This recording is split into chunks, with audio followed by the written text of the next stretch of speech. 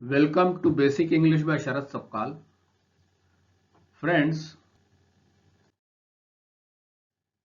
this is lecture number 33, and in lecture number 32, present continuous tense or present progressive tense is used in certain conditions, and that we have already discussed. Now, in this particular lecture, we will see how different forms of sentences are formed and they are used. So first of all, it is table A, positive, means positive sentences of present progressive tense. Now here the structure is subject plus is am are plus verbs first form, that is come, sing, dance, go, and ing is added to it. Now this is am are, they are called the helping verbs, and ving, for example coming, going, singing, dancing, that is main verb. This main verb changes according to the actual action being taken, and these are the different helping verbs used according to the tense and subject. Of course, here we are utilizing only present continuous tense. So only these three verbs are used in present continuous tense as per the subject. And in after verb, according to the type of verb, noun, adjective, and adverb is either in the present in the sentence or it may not be. For forming the ing, these are the rules. For example, be, to be यानी होना. ये B जो है ये is am are, ये जितने भी finite verb है इज एम आर के, इसका नॉन फाइनाइट या बेयर इन्फिनिटिव भी इसको कहते हैं. इस बी में बीइंग आएगा. Do, doing, have, having, these are the ING form of verbs. Rule पहला ये कहता है कि अगर V1 ई में एंड हो रहा है, यो तो आपको आईएनजी फॉर्म लगा देना है, सबके साथ आईएनजी जोड़ देना है. लेकिन कुछ एक्सेप्शंस है कि अगर आपका जो वर्ब है उसके अंदर आखिर में ई आ रहा है, फॉर एग्जांपल होप या हैव, तो ये होप के अंदर आपको ये ई हटा करके इस पी के सामने सीधा आईएनजी लगा देना है. ये HOP आईएनजी, होपिंग, यानी वो उम्मीद कर रहा है. हैविंग, केन फॉर एग्जांपल, केन यानी लकड़ी से किसी की पिटाई करना. तो कैनिंग, स्क्रैप मीन्स खरोचना किसी चीज को, स्क्रैपिंग मीन्स खरोच रहा. तो ये रहा लग जाता है, जैसे ही आईएनजी लगता है रहा हो जाएगा. गोइंग, जा रहा. दूसरा नियम ये है कि अगर V या V1 वो एंड हो रहा है with a consonant, A I O U को छोड़ करके कोई कॉन्सोनेंट आ रहा है, टी आ रहा है, एम आ रहा है, लेकिन उसके पहले कोई वॉवेल आ रहा है, तो इस कॉन्सोनेंट को डबल कर देना. फॉर एग्जांपल यहां पे लिखा है हॉप. अब होप में तो ई आया तो इस नियम को लग जाएंगे, लेकिन यहां पर पी के पहले जो कि एक कॉन्सोनेंट है उसके पहले ओ आया है which is a vowel. A E I O U, ये 5 वॉवेल है. अगर ये सूरत है तो फिर आप इस पी को डबल कर दो, हॉपिंग. तो हॉपिंग करने के लिए सिर्फ अकेला पी काफी नहीं है. यहां अगर कोई वॉवेल आ रहा है तो this P has to be doubled. Hopping यानी उछल उछल रहा. हिटिंग, पीट रहा, मार रहा है. रॉबिंग, रॉब यानी चोरी करना, और रॉबिंग यानी चोरी कर रहा. तो ये हिट यानी पीटना, तो HIT है, ये आया है वॉवेल, तो टी को डबल कर दो. नियम तीसरा ये है कि अगर कोई वर्ब IE से एंड हो रहा है, जैसे टाई, टाई यानी बांधना, ये जो IE है, ये IE अगर आया है आखिरी में तो इस IE को हटा दो और सीधा टी के बाद में वाई लगा के ING कर दो. उसी वजह से लाइंग, झूठ बोलना, लाइंग, झूठ बोल रहा. डाइंग, DIE, मर रहा, like this. Be form of verb जो है, ये जो आपका ये जो फाइनाइट वर्ब्स है जो कि हेल्पिंग वर्ब है but they are finite verbs, they change according to the subject. For I we use am, I के लिए एम आएगा. वी, यू, दे, ये प्लूरल है, और थर्ड पर्सन सिंगुलर नंबर इसके अलावा जो बचे हुए हैं, he, she, it, Ram, Sita, fan, all these are third person singular number. तो इसके साथ इज आएगा। वी, दे, यू, ये जितने प्लूरल है ये सबके साथ आर आएगा। यू जब सिंगुलर होता है तब भी उसके साथ आर आता है। यू यानी तुम, और यू का मतलब तुम लोग भी होता है, बहुत सारे हो। For example I am eating mango, ये ईट जो है इसको आईएनजी लगा दिया इन्होंने, और यहां पर आई एम, ये एम इसलिए लगा कि आई के साथ में हेल्पिंग वर्ब एम आता है। अब इसमें दो वर्ब है, एम और ईटिंग। तो ये जो आखिरी वाला है ये कहलाता है मेन वर्ब, जो एक्चुअल एक्शन दिखाता है, और उसके पहले आने वाले जितने वर्ब रहते हैं सारे हेल्पिंग वर्ब होते हैं। She is sleeping on a bench, वो एक बेंच पे सो रही है। ही इज लुकिंग टायर्ड, वो थका हुआ दिख रहा है। लुकिंग के दो अर्थ होते हैं, एक होता है लुकिंग यानी देख रहा, और दूसरा लुकिंग होता है दिख रहा।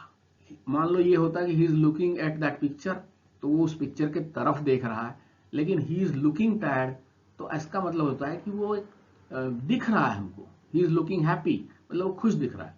Ram is teaching us English, simple है, राम हमें अंग्रेजी सिखा रहे हैं। I am calling up Ramesh tonight, यानी मैं आज रमेश को फोन कर रहा हूं। अब आज रात को कर रहा हूं, तो ये योजना है, ये भी हमने देखा था यूजेस में।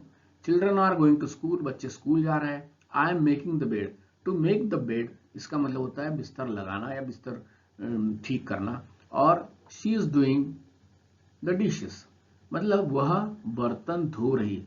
We can also write she is cleaning the dishes.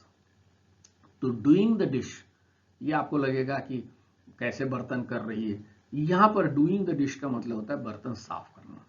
You are being rude, अब देखिए ये बीइंग आ गया, जैसे coming, singing, dancing, playing, having, वैसे ही बीइंग है, उसमें कोई दिक्कत नहीं है।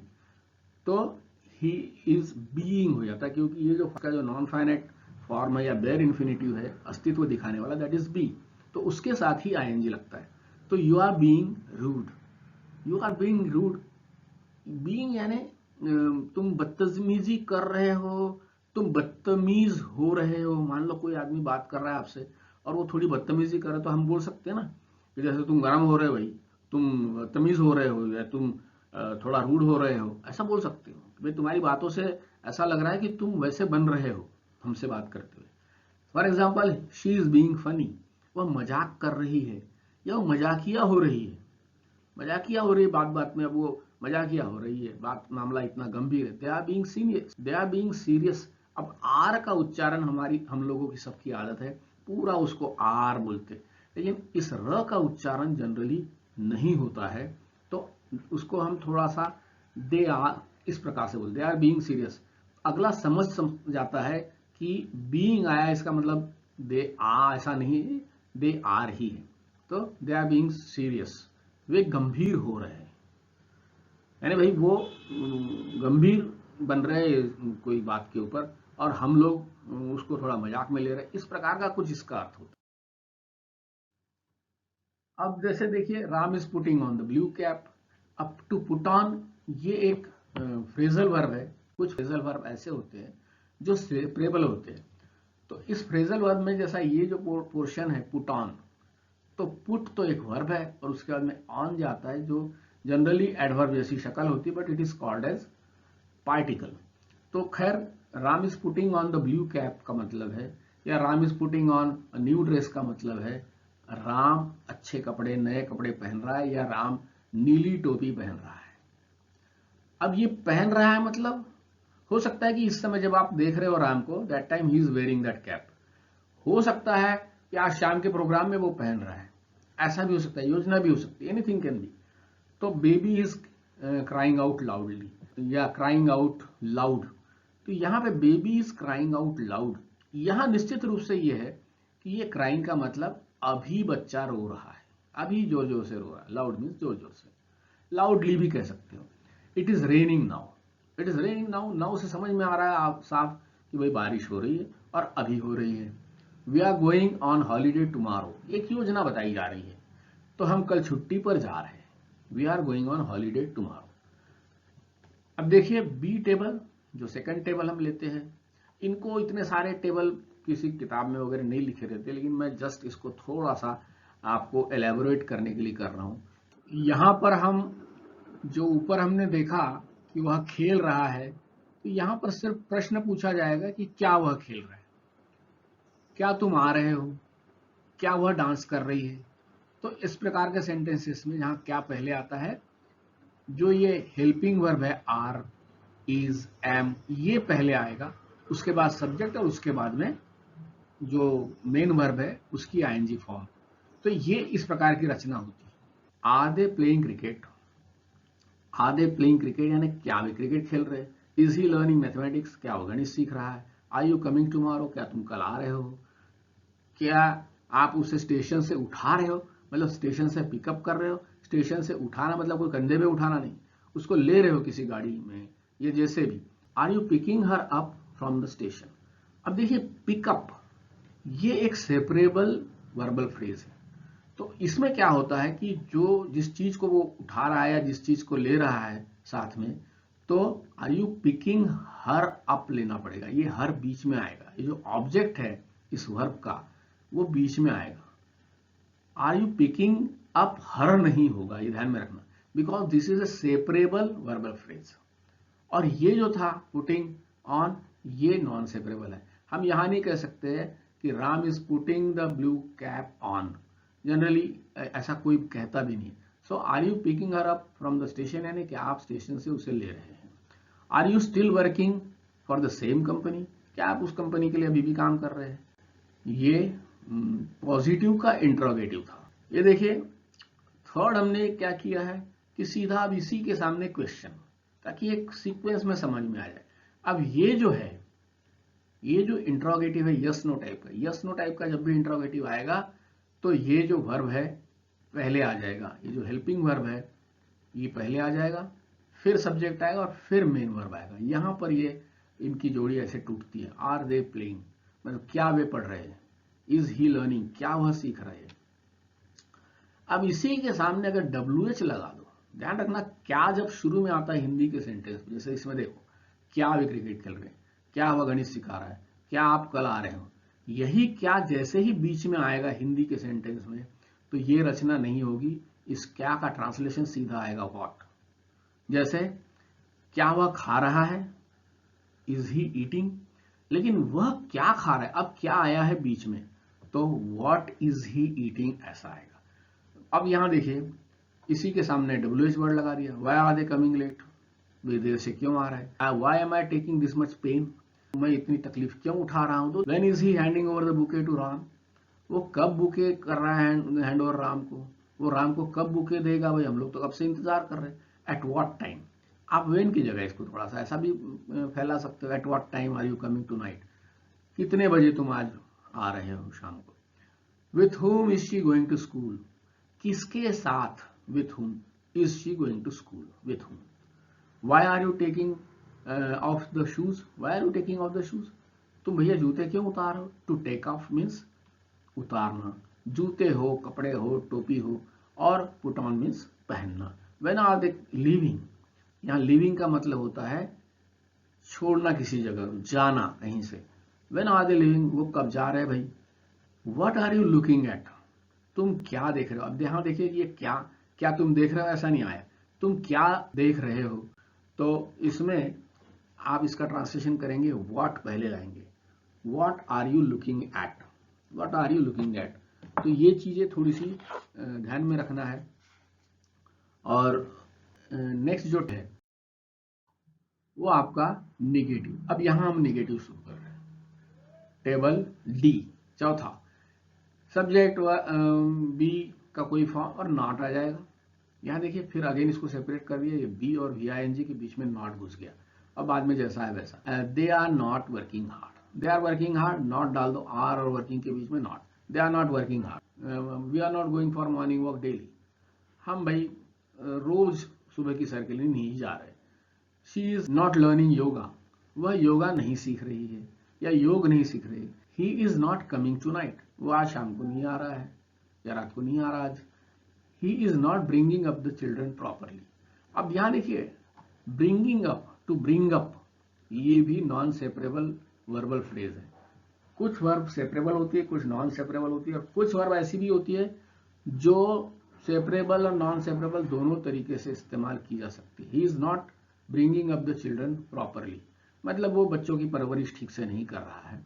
तो ये जो है यहां पर आप बीच में चिल्ड्रन को नहीं डाल सकते। The union is not calling off the strike. Call of, again call of means कोई चीज रद्द कर देना या वापस ले लेना कोई प्रोग्राम को, तो इसको बोलते हैं। जैसे the union is not calling off the strike, boss has not called off the meeting. ये step to call off the meeting मतलब मीटिंग कैंसल कर देना या नहीं कर देना, जैसा भी आप उसको बोलना चाहें। तो संघ, यूनियन यानी संघ, कोई मजदूर संघ हो सकता है, हड़ताल वापस नहीं ले रहे हैं। The union is not calling off the strike. एक चीज ध्यान में रखना है, AINT ये इतना वर्सेटाइल वर्ब है और इसको प्रोनाउंस किया जाता है एंट। एंट जैसे हम चींटी को कहते हैं एंट, बस वैसे ही एंट, AIN''T।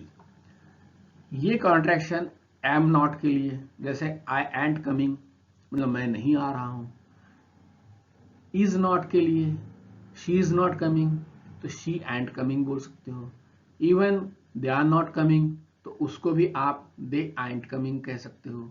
यहां तक कि जो परफेक्ट टेंस होता है हैज और हैव में, वहां पर भी इसका इस्तेमाल कर सकते हो।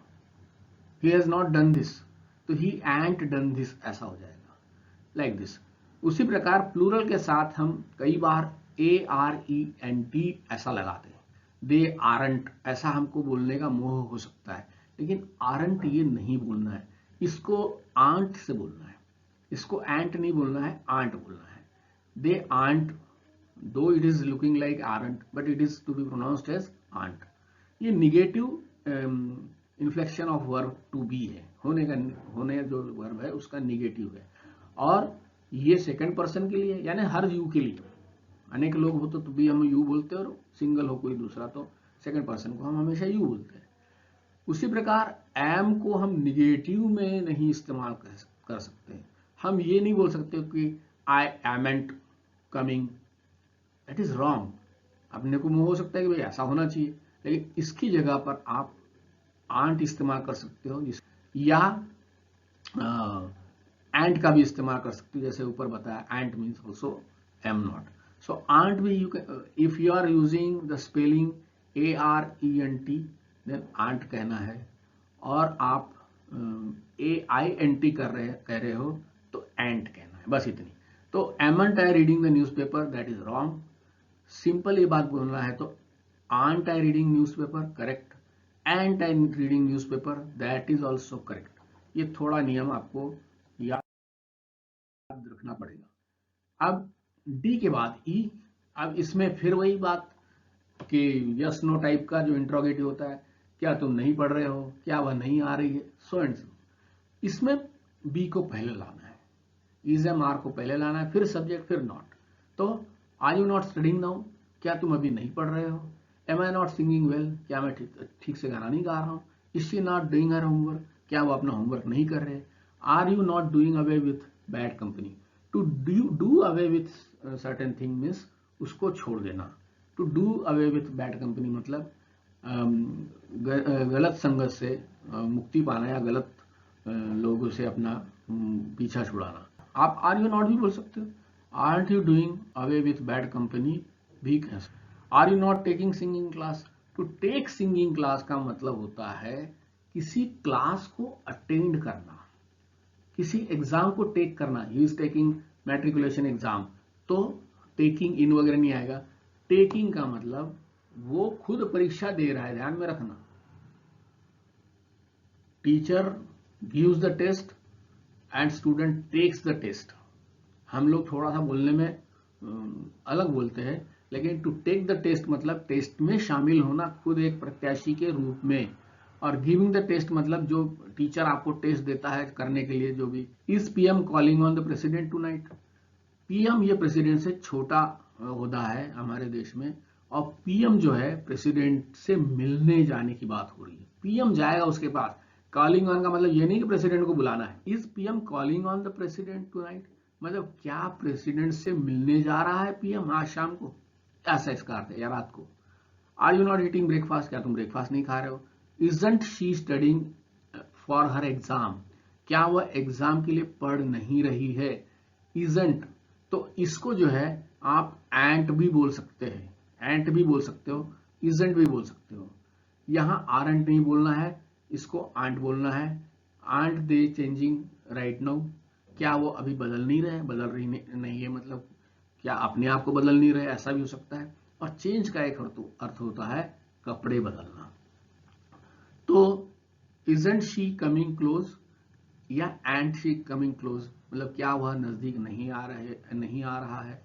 Is it not raining cats and dog, cats and dog एक इस प्रकार की इडियोमेटिक फ्रेज है जिसका मतलब होता है मूसलाधार। अब यहाँ कोई बिल्ली और डॉग्स ऊपर से बरसते नहीं है, ये एक बोलने का मुहावरा टाइप का है। और इसका ट्रांसलेशन क्या मूसलाधार बारिश नहीं हो रही, इस प्रकार का है। Why is Ram not going to school, अब इसी के सामने WH लग गया। ये जो WH है प्लस ई टेबल को उतार दो नीचे।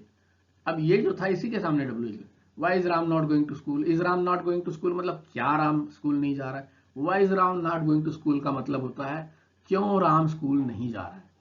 How am I not participating in the program, भाई मैं तो पार्टिसिपेट कर रहा हूं, आप कैसे कह रहे हो, तो हम ये कह सकते हैं मैं कार्यक्रम में कैसे भाग नहीं ले रहा हूं। तो ये चीजें थोड़ा सा ध्यान देना है। Why is he not giving away the prizes, handing over यानी सौंपना किसी चीज को, और गिविंग अवे उसका भी मतलब होता है कि देना, प्राइजेस देना। तो ये चीज थोड़ा सा ध्यान रखना है कि वह पुरस्कार क्यों नहीं दे रहा है, भाई क्यों बैठा हुआ है। Why is he not giving away the prizes to जितने कंटेस्टेंट है या विनर्स है उनको। तो इस प्रकार के सेंटेंसेस है।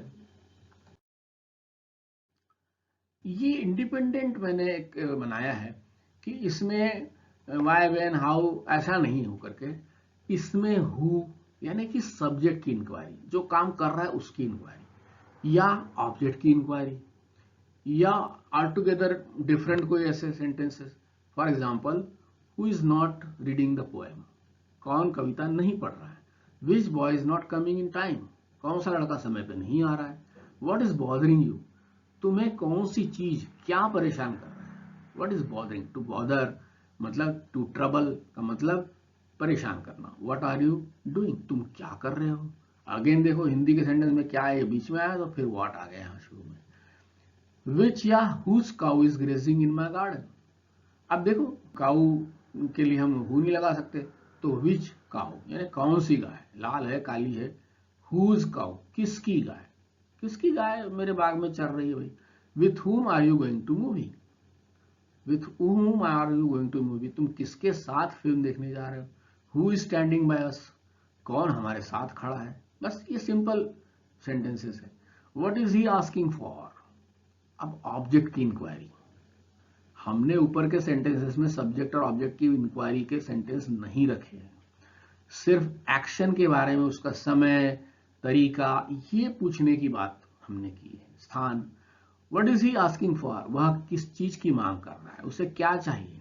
Who are you waiting for, तुम किसका इंतजार कर रहे हो, ये भी एक ऑब्जेक्ट की इंक्वायरी, तुम किसका इंतजार कर रहे हो। To whom are you speaking, talk के साथ जनरली टू आता है और स्पीक के साथ या with whom are you speaking ऐसा भी कह सकते हैं, तुम किससे बात कर रहे हो। Who are you talking to, तुम किससे बात कर रहे हो। Who are you talking to you, or whom are you talking to you. पहले स्ट्रेस करके हुम का इस्तेमाल होता था क्योंकि ये ऑब्जेक्टिव शक्ल में है, लेकिन आजकल हु का भी इस्तेमाल होता है। Whom are you talking to, talk to किसी चीज के तरफ डायरेक्ट हो रही किसी चीज एक्शन, इसलिए यहां टू लग गया। हु आर यू टॉकिंग ऐसा नहीं होता है। वेयर आर यू गोइंग, तुम कहां जा रहे हो। Even where are you going to भी कुछ लोग बोलते हैं, that is also grammatically correct. Where are you going because we go to some place, तुम कहां जा रहे हो। तो I hope it is clear. और बहुत से चैनल हैं जो शायद इससे भी अच्छा सिखाते होंगे, लेकिन मुझे जो मैंने इतनी मेहनत करके बनाया है, इतने सालों से, कोई 15-20 साल से मैं पढ़ा रहा हूँ, और ये सारे नोट्स और ये सारी चीज़ें मैंने तब बनाई थी। इसमें से 90% पोर्शन जब ये ना तो ये मेटा था, ना चैट जीपीटी था, ना नेट था, ये सब किताबों से पढ़ के बनाए हैं। आजकल तो ये सब चीज़ें नेट पर भी उपलब्ध है।